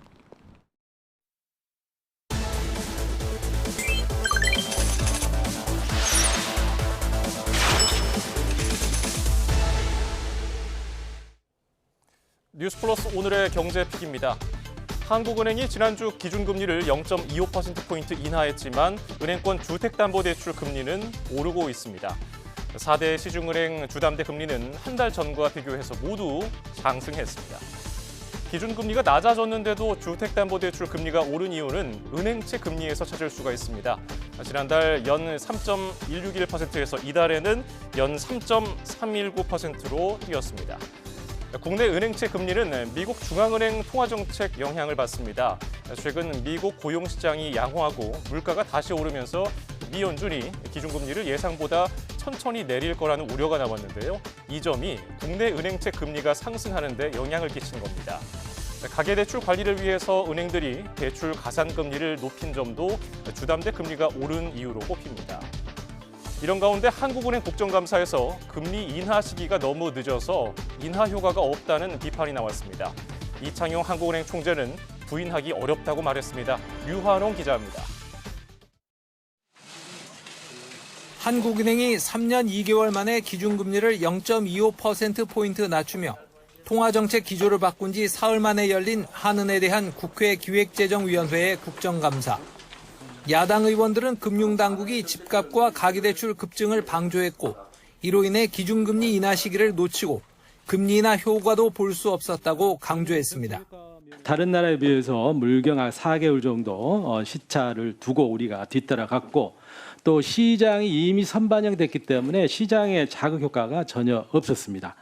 여당 의원들은 0.25%포인트 인하가 아닌 미국처럼 0.5%포인트 인하, 빅컷을 할 수는 없었냐고 물었습니다. 빅컷을 해서 자영업자 내수 경기를 좀 더 도와주고 부동산 상승의 압박에 대해서는 정부가 공급 대책을 조금 더 공세적으로 하도록 저는 이런 정책 조합에 대해서 토론 드려보고 싶습니다. 이 총재는 가계부채에 대해선 안심할 수 없는 상황이며 정책 혼선으로 금리 인하 시점이 뒤로 미뤄졌다는 비판에 대해선 인정했습니다. 부동산 PF를 어떻게든지 안정시키는 것이 목적이었기 때문에 저희들이 그런 면에서는 그것이 부동산 가격이라든지 가계부채가 올라가는 시점을 예측하지 못한 거에 대해서는 사후적으로 볼 때는 올바른 지적이라고 생각합니다. 이 총재는 서울 집값을 잡기 위해 한은이 대안으로 제시한 지역비례 선발제를 대학들이 거부한 점은 안타깝게 여겼습니다. 서울대는 현실적으로 어렵다. 고려대는 시기상조다. 연세대는 검토한 바 없고 장기적으로 접근해야 한다라고 대부분 다 이제 부정적인 입장을 표시를 했습니다. 전 세계 어디도 어느 대학이 네네. 한 지역에 있는 사람만 이렇게 많이 뽑지 않습니다. 예. 그러니까 이건 모든 부동산 이런 걸 떠나서 예. 우리나라 대학들이 네네. 그냥 한 지역에 있는 사람 말고 여러 지역에 있는 사람을 뽑는다는 생각만 가지면 이 제도는 변할 수 있는데 이 총재는 금리 인하에 첫 발을 뗐지만 그 속도는 미국 대선 후 국제 정세와 중동 위기, 집값과 가계부채 추이를 보며 결정하겠다고 밝혔습니다. YTN 유환홍입니다. 2000년대 초반 X세대들이 즐겨 입었던 Y2K 패션이 요즘에 다시 인기를 끌면서 유행은 돌고 돈다는 말이 실감납니다. 과거 1세대 아이돌 그룹 H.O.T나 핑클이 쓰던 두건이 다시 올여름에 인기를 끌기도 했고요. 호피 무늬와 멜빵 바지를 찾는 사람도 늘었습니다. 요즘에 유행하는 레트로 문화는 1980년대에서 2000년대 초반 시기가 대부분인데요.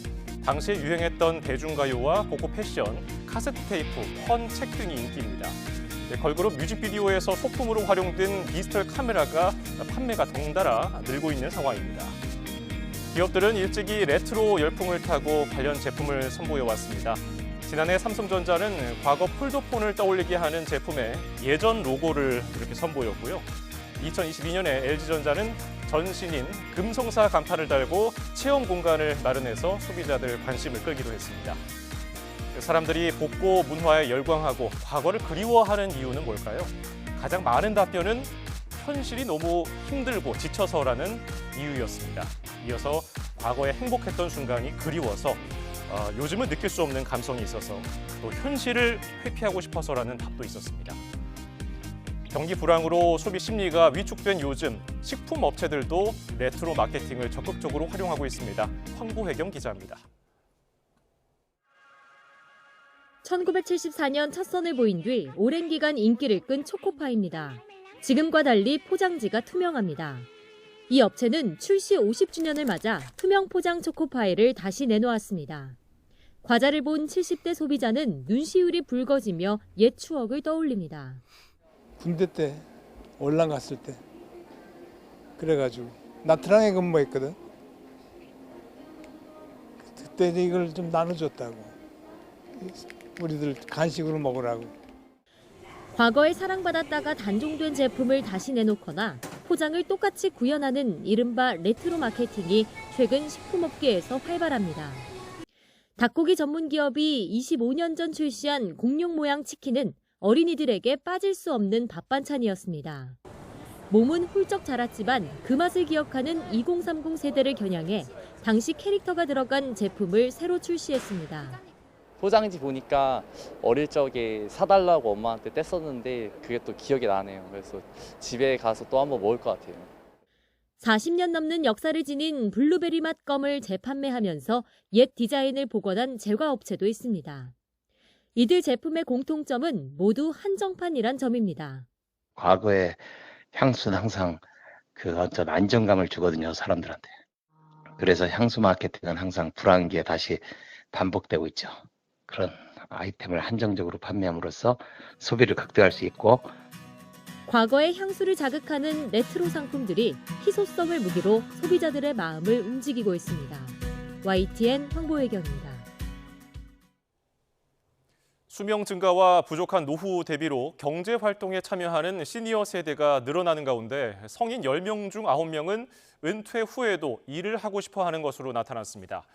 커리어 플랫폼 사람인에 따르면 지난 7일에서 10일 성인 4,056명을 대상으로 정년 후 근로 의향을 조사한 결과 87.3%가 정년 뒤에도 계속 일을 하고 싶다고 답했습니다. 정년을 넘어서도 은퇴하지 않고 일을 하려는 이유로는 연금과 저축만으로는 생계가 곤란할 것 같아서가 58.6%로 가장 많았습니다.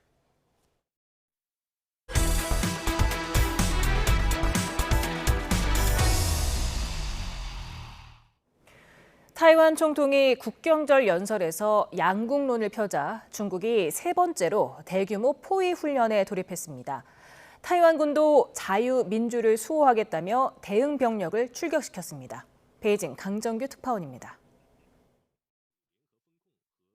동이틀 무렵 다연장 로켓을 실은 발사 차량이 전조등을 켜고 작전지대로 기동합니다. 공군기지에선 전투기와 조기 경보기가 활주로를 박차고 날아오릅니다. 파도를 헤치고 타이완 해협으로 나가는 군함들. 중국의 첫 번째 항공모함 랴오닝함도 투입됐습니다. 새벽 5시 중국군은 날카로운 칼이란 뜻의 연합 리젠 2024 비연습에 돌입했다고 발표했습니다. 지난 10일 라이칭더 타이완 총통이 건국기념일 연설에서 역설한 양국론이 빌미가 됐습니다. 中华民国和中华人民共和国互不隶属，中华人民共和国无权代表台湾。 중국군이 공개한 훈련 지도엔 타이완 본섬은 물론 중국 본토에서 가까운 부속 도서까지 포함됐습니다. 앞서 지난 5월 라이 총통의 취임식 직후를 포함해 모두 3번의 봉쇄 훈련이 펼쳐진 셈입니다.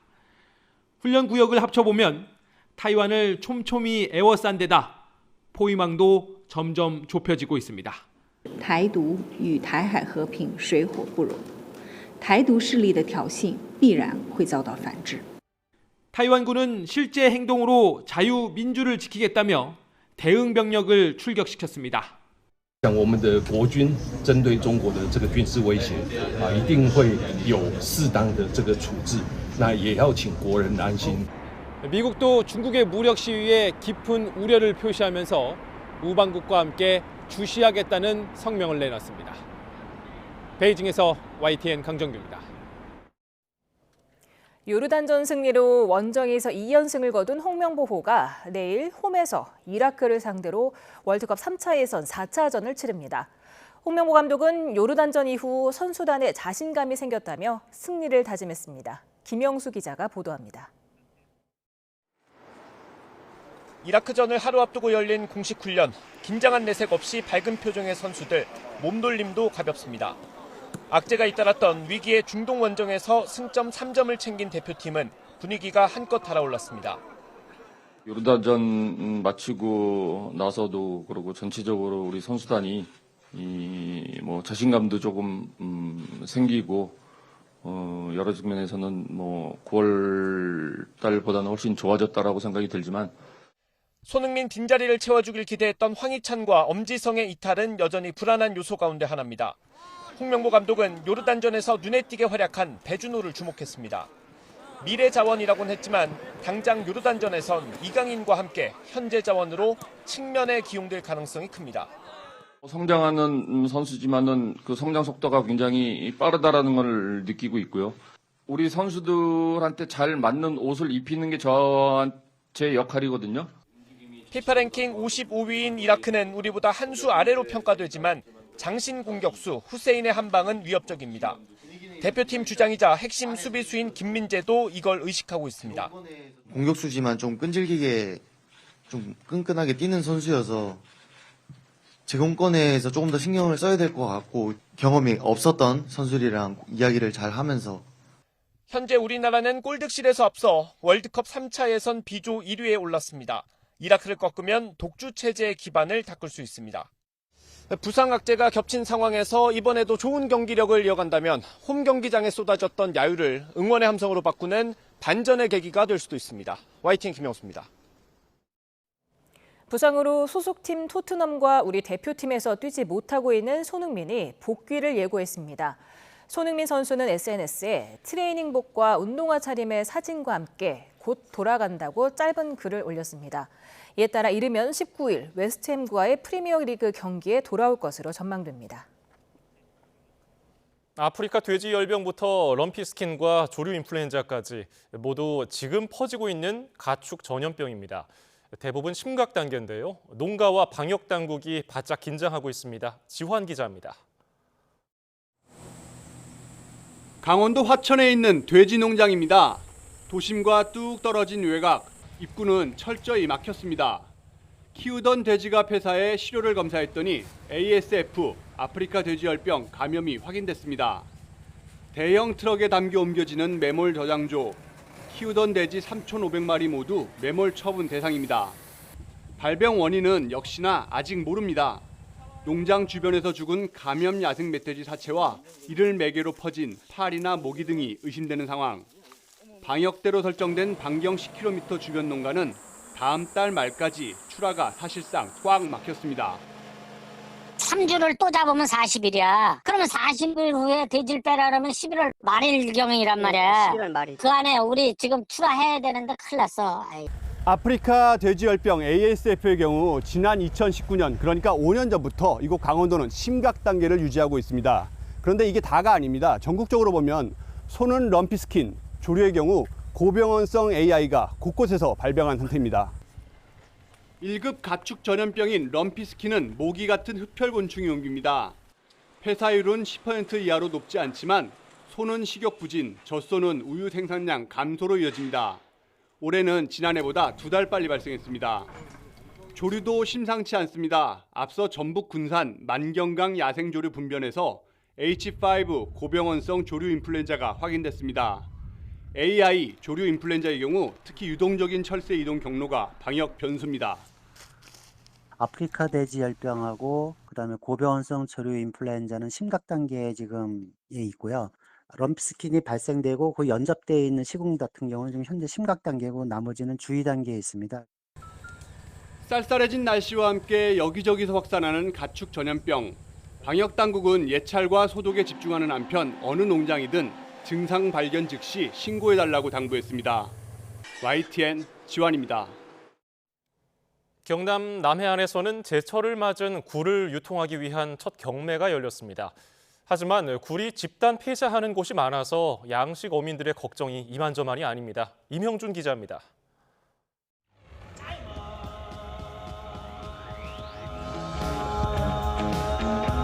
올해 첫 굴 경매 시작 초매식.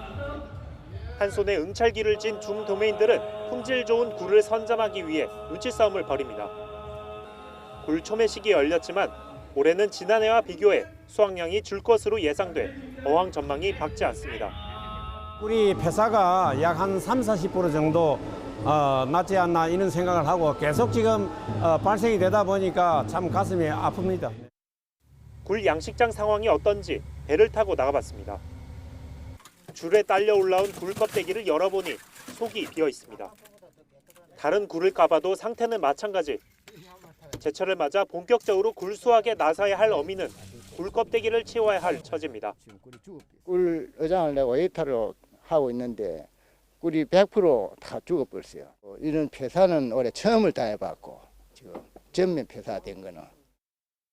경남에선 고성 등 5개 시군에서 굴 집단 폐사가 나타났습니다. 전체 3,200여 헥타르 가운데 4분의 1가량인 800여 헥타르 면적의 양식장에서 폐사가 발생했습니다. 잠정 집계된 피해 금액은 146억 원 정도. 원인은 고수온이나 산소 부족 물덩어리로 추정되는데 국립수산과학원 등은 원인 조사에 나섰습니다. 합동조사반의 피해 조사가 끝나면 지자체가 피해 어민을 지원할 예정이지만 피해 복구까지는 적잖은 시간이 걸릴 전망이어서 굴 양식장의 어려움은 당분간 계속될 것으로 보입니다. YTN 임영준입니다. 경남 거제에서 우리나라에서는 처음으로 스테고사우루스 공룡 발자국 화석이 발견됐습니다. 거제시는 사등면 청곡리 일대에서 스테고사우루스, 하드로사우루스류 등 공룡 발자국 화석을 발견했다고 밝혔습니다. 스테고사우루스는 1억 5,500만 년 전부터 1억 5천만 년 전까지 살았던 초식 공룡입니다. 오는 17일 올해 가장 큰 보름달이 떠오릅니다. 한국천문연구원은 오는 17일 밤 8시 26분 올해 가장 큰 둥근 달인 슈퍼문이 뜨겠다고 밝혔습니다. 달이 지구 주위를 타원 궤도로 돌고 있는데 오는 17일에 달과 지구의 거리가 다른 보름달이 뜨는 날과 비교해서 더 가깝기 때문입니다. 직원에게 복권이나 담배를 사오라는 등 심부름을 시킨 경찰관에게 감봉 처분이 내려졌습니다. 징계를 받은 경찰은 부당한 조치라며 소송을 냈지만 받아들여지지 않았습니다. 권준수 기자입니다. 서울경찰청 소속 경찰관 A씨는 재작년 12월 성실 의무 위반 등으로 감봉 2개월 처분을 받았습니다. 일선 경찰서 팀장으로 근무하며 아래 직원에게 1등이 많이 나오는 편의점에 들러 로또를 사오라거나 담배를 사오라는 등 반복해서 심부름을 시킨 것으로 조사됐기 때문입니다. 로또 심부름을 맡은 직원이 해당 편의점은 인기가 많아 30분 이상 줄을 서야 하고 상습 주차 단속 구간이라 차를 세울 수 없다며 거절 의사를 밝히기도 했지만 소용없었습니다. 아래 직원이 휴가를 신청했을 때 사전에 대면 보고하지 않았다는 이유로 승인을 거부하는가 하면 불만이 윗선에 보고되자 경찰 조직에서 비밀이 없다며 끝까지 찾아내 가만두지 않겠다고 위협까지 한 것으로 나타났습니다. A씨는 사실과 다르다며 소송을 냈지만 받아들여지지 않았습니다. A씨가 아래 직원에게 내린 지시가 직무 범위를 벗어났고 우월한 지위를 남용해 의무가 아닌 일을 시킨 만큼 징계 처분이 적절하다는 겁니다. 그러면서 직장 괴롭힘, 이른바 갑질 행위는 업무기간 피해 직원에게 지속적이고 장기간의 정신적 고통을 유발했을 거라고도 덧붙였습니다. A씨는 재판 내내 아래 직원들이 자발적이고 호의적으로 심부름을 다녀왔을 뿐이고 연가 사용도 부당하게 제한하지 않았다고 주장했지만 결국 징계를 그대로 받게 됐습니다. YTN 권준수입니다. 민주당 돈봉투 의혹으로 재판에 넘겨진 윤관석 전 의원에 대한 대법원 판단이 오는 31일 나옵니다. 전현직 민주당 의원이 연루된 돈봉투 의혹 관련 첫 대법원 판단입니다. 윤 전 의원은 지난 2021년 5월 민주당 전당대회를 앞두고 송영길 전 대표의 당선을 위해서 돈봉투 살포에 관여한 혐의로 재판에 넘겨져 1심과 2심에서 징역 2년을 선고받았습니다. 경찰이 제22대 국회의원 선거와 관련해 공직선거법 위반 혐의로 4,076명을 수사해서 1,300명을 검찰에 송치했습니다. 경찰청 관계자는 22대 총선 선거사범 단속 결과 당선인 중에서는 142명을 수사해서 32명을 검찰에 넘겼다며 이같이 밝혔습니다. 전체 수사 대상은 21대 국회의원 선거 때보다 81.9% 증가했는데 검경 수사권 조정 이후 검찰의 선거 수사 범위가 좁아져서 경찰이 사건 대부분을 처리했기 때문이라고 설명했습니다. 연세대 논술 시험장에서 시험지가 일찍 배부돼 논란이 된 가운데 시험지 사진까지 인터넷에 퍼지며 문제 유출 의혹으로까지 번졌습니다. 학교 측은 재시험 대상이 아니라는 입장이지만 시험 부실 관리 정황이 속속 드러나면서 불공정 문제를 지적하는 목소리가 커지고 있습니다. 배민혁 기자입니다. 한 인터넷 커뮤니티에 올라온 사진입니다. 책상 위에 수험표와 답안지, 유의사항 등이 적힌 종이가 보이는데 게시자는 이 아래 시험지도 놓여 있다고 주장합니다. 사진이 찍힌 시간은 12시 59분으로 표시되는데 시험 시작 1시간 전입니다. 이 정보가 맞다면 감독관이 시간을 착각해 1시간 일찍 시험지를 배포했던 때 누군가 사진을 찍었다는 건데 연세대 측은 아직 진위 여부를 확인하고 있다는 입장입니다. 그런데 이뿐 아니라 아예 자연계 논술 시험지 전체를 찍은 사진까지 등장했습니다. 인문계 논술 시험의 연습지를 찍은 사진도 인터넷 게시판에 올라왔는데 대학 측은 시험이 끝나고 답안지를 거둘 때 감독이 소홀해진 틈을 타 일부 응시자들이 촬영한 것으로 본다고 설명했습니다. 연습지 답안지는 연세대 측에서 시험이 끝나자마자 즉각적으로 회수를 하기 때문에 이 온라인에 절대 유출이 돼서는 안 되는 게 당연한데요. 감독관이 제지를 하지 않은 거기 때문에. 연세대는 감독이 일부 미흡했던 건 인정하지만 사전에 문제가 유출된 정황이 없고 시험에 이득을 본 사람도 없는 것으로 판단한다며 재시험은 고려 대상이 아니라고 선을 그었습니다. 하지만 응시자들의 휴대전화 촬영 등 시험 관리가 부실했던 정황이 잇따라 드러나며 비판 여론이 거세지고 있습니다. 또 애초에 시간을 착각해 시험지를 미리 배부한 것부터 공정성이 훼손됐다는 지적도 나옵니다. 시험자 문제지를 배부했고 이제 학생들은 파본 확인과 매수 확인 과정에서 그 문제지를 한번 훑게 되거든요. 그런 과정을 통해서 학생들은 문제에 대한 유형이나 뭐 그런 것들을 다 인지했을 거고 이에 따라 재시험을 검토해야 한다는 주장도 나옵니다. 짧은 시간에 공개됐다 하더라도 그 문제를 보면서 특정 수험생에게는 굉장히 좀 도움이 될 수 있던 부분들이 판단될 수 있기 때문에 사실은 재시험은 불가피한 상황으로 봐야 되지 않느냐. 이런 가운데 한성대학교 수시실기 시험 중에도 한 고사장에서 문제지 일부가 늦게 배부되며 수험생들이 혼란을 겪는 일이 벌어졌습니다. 대학 입시 과정의 공정성을 둘러싼 의혹이 연이어 제기되는 가운데 당분간 논란은 계속될 것으로 보입니다. YTN 배민혁입니다. 서울시 교육감 보궐선거가 이틀 앞으로 다가온 가운데 서울 교원 4명 가운데 3명은 교육감 직선제를 폐지하거나 보완해야 한다는 의견인 것으로 나타났습니다. 서울시 교원단체 총연합회가 지난 2일부터 7일까지 서울 교원 464명을 설문조사한 결과 교원 75%가 지금의 교육감 직선제를 폐지 혹은 보완해야 한다고 답했습니다. 이유로는 정치, 이념적 공약과 대립, 포퓰리즘 심화로 인한 교육적 접근의 어려움, 유권자 무관심, 후보에 대한 검증과 정보 부족 등이라고 답했습니다. 딥페이크 성 착취물로 피해를 본 학생이 일주일 사이에 10명 늘었습니다. 교육부가 공개한 학교 딥페이크 허위 영상물 피해 현황을 보면 올해 1월부터 지난 11월 11일까지 피해 학생은 814명으로 집계됐습니다.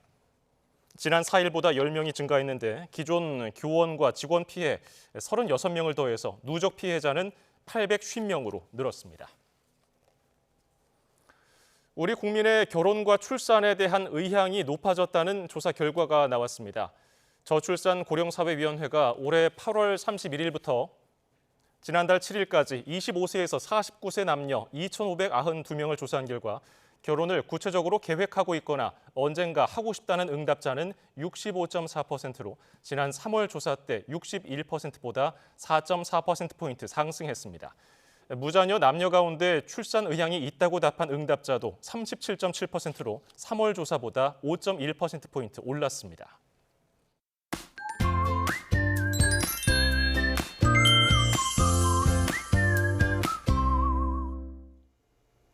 오늘 전국 하늘에 먹구름이 가득했습니다. 비는 내일까지 곳곳에서 이어지겠는데요. 특히 남부 해안에는 밤사이 시간당 최고 30mm의 강한 비가 집중되겠습니다. 이 지역에는 내일까지 최고 80에서 100mm 이상의 가을 호우가 쏟아지겠습니다. 시설물 관리 잘해주셔야겠고요. 서울 등 중부지방에서는 내일 오전까지 5에서 20mm의 비가 내리다가 잦아들겠습니다. 비구름이 이불 역할을 하면서 내일 기온은 예년 수준을 크게 웃돌겠습니다. 아침 출근길에도 공기가 부드럽겠고요. 종일 선선했던 오늘과 달리 내일 낮에는 전국이 25도 안팎으로 따뜻하겠습니다. 내일 비가 그친 뒤에는 다시 맑고 포근한 날씨가 이어지겠는데요. 다만 주 후반에는 다시 전국에 추위를 부르는 가을비가 내리겠습니다. 요즘 곳곳에 가을비 소식이 잦은데요. 이 가을비는 양이 적어서 빗자루로도 피한다 이런 속담이 있을 정도인데 오늘 내일 내리는 비는 가을비치고 양도 많잖아요. 네, 맞아요. 가을에도 많고 강한 비에 주의가 필요한데요. 이 가을에는 낙엽이 배수로를 막으면서 저지대 침수가 발생하기 쉽고 우수관이나 배수관물이 역류해서 지하차도나 지하주차장으로 흘러가면서 예기치 못한 피해가 발생할 수 있습니다. 또 갑자기 많은 비가 내리면 하천이 범람할 수 있는데요. 비가 내릴 때는 하천변 산책로 출입을 자제해 주셔야겠고요. 급류에도 각별히 유의하셔야겠습니다.